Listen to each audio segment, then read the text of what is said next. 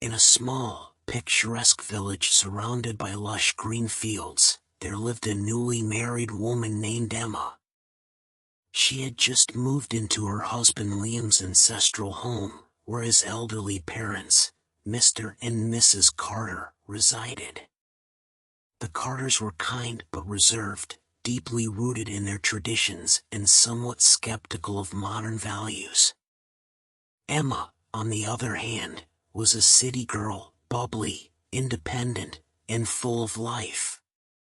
Despite their differences, she was determined to win their hearts, not just as a daughter-in-law but as their daughter. The first few days in the Carter household were a mix of nerves and awkward silences. Emma noticed how Mrs. Carter would insist on doing all the chores herself, despite her frail health. Mr. Carter, though kind, kept a distance, as if unsure how to interact with Emma. Emma decided to break the ice in her own way. One evening, she prepared her special spaghetti, a recipe her mother had taught her. The aroma filled the house, and the Carters couldn't help but peek into the kitchen. "Dinner is ready," Emma announced with a cheerful smile. As they sat at the dining table, Emma watched nervously as Mr. and Mrs. Carter took their first bites. To her relief, they smiled. "This is delicious," Mrs. Carter admitted. "It's different but nice," Mr. Carter added. That meal marked the beginning of a bond, though still fragile. Over time, Emma started observing the Carters' routines and habits. She noticed how Mrs. Carter struggled with her garden but refused to let anyone else tend to it. One sunny morning, Emma joined her, kneeling beside her in the dirt. "You don't have to do this," Mrs. Carter said, surprised. "I want to." "You'll teach me, won't you?" Emma replied. Mrs. Carter's face softened. Together, they planted flowers, pruned shrubs, and shared stories. For the first time, Emma saw Mrs. Carter laugh, her guarded demeanor melting away. With Mr. Carter, Emma took a different approach. He loved his evening tea, always brewed a specific way.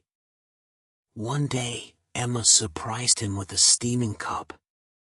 "How did you know how I like it?" he asked.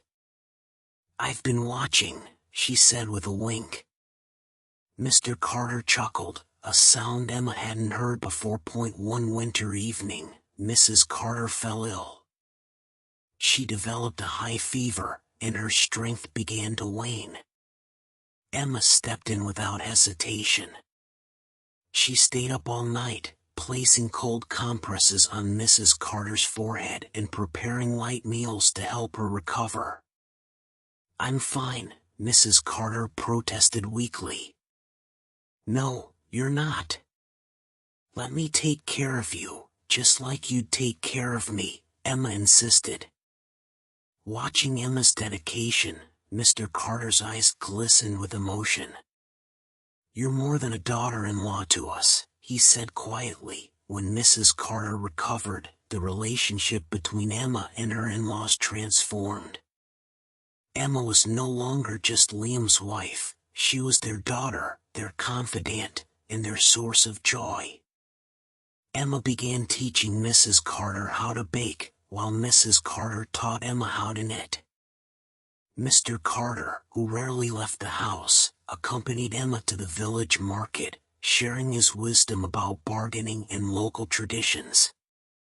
One day, as they sat together by the fireplace, Mrs. Carter said, "We were worried when Liam married you, thinking you wouldn't fit into our way of life. But now, we can't imagine this house without you." Emma's heart swelled with gratitude. "You've given me more love than I could have ever hoped for. This is my home now, and you are my family." Years passed, and the bond between Emma and the Carters only deepened. When Liam had to leave for work trips, Emma took care of his parents with unwavering devotion. She celebrated their traditions, respected their values, and infused their lives with her youthful energy. The Carters, in turn, supported Emma's dreams, encouraging her to start her own small bakery in the village, a venture that brought the community together and made them proud. Family isn't defined by blood alone, but by love, understanding, and the effort to bridge gaps. Emma's journey with her in-laws shows that patience and kindness can transform relationships, making strangers into family.